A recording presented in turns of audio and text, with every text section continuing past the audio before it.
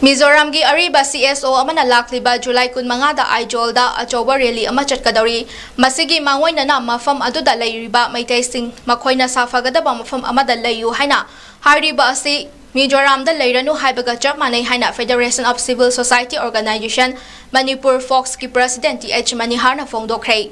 Wangkai Ningten Pukri mapanda leiba organization asigi office da pangthokiba pau ki mifam amada mahak na hai Mizoram da leiba maitai organization singa pau phauna ba matamda July 15 asida ashok apan asiyana yaorabadi masa masana tekchak pujagadabani haina khanghallammi hairi Maram asna manipur lengakta makhoi bulok thok pinaba haijaruraba matung kanana karigi damakno khangdana makhoi bulok thoknaba charter flight accept torakhide hairi Manipur da hauba isuda Mizoram na khut thingjilakpa si laibak thibani masigi chapchaba reply union minister singna pigadabani thokli be irang asida Thangnaba state kharana Manipur gi isuda khut thingjilakpa mari leinadaba community macha ama masu kharana Manipur gi asuk waraba tanfam asida maitaida attack toba yausilakpa asi laibak thibani haike Arang nahan da Mizoram da laiba dugumba MNF ki content organization gumba sigumba civil society organization lamana Mizoram da laiba any Manipuri jingsi hairbe Mizoram sida taragadi tarik 15 da makhoi gi dugumba jau mar hairbe tungan ba organization sina silaka da makhoi dem jauba masigi mangoina na Manipuri jingsi na khoi gi shape oigada ba jaga da layu shape oigada ba jaga da layu si Mizoram da laiba ni si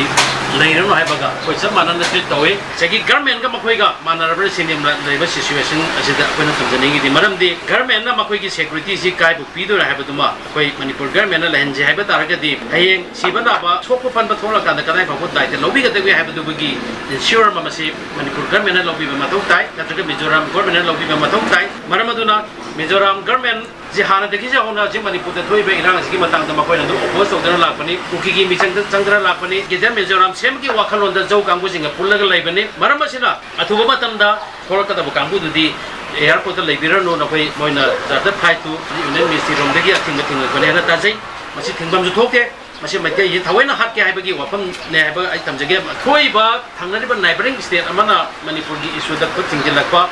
tongan ba khoi mari leina da ba du ko ba community masa masu kharana Manipur gi sigum lo ba war ba tan phamsida khoi gi maite da attack to yaukshela koise masi khwaidagi hena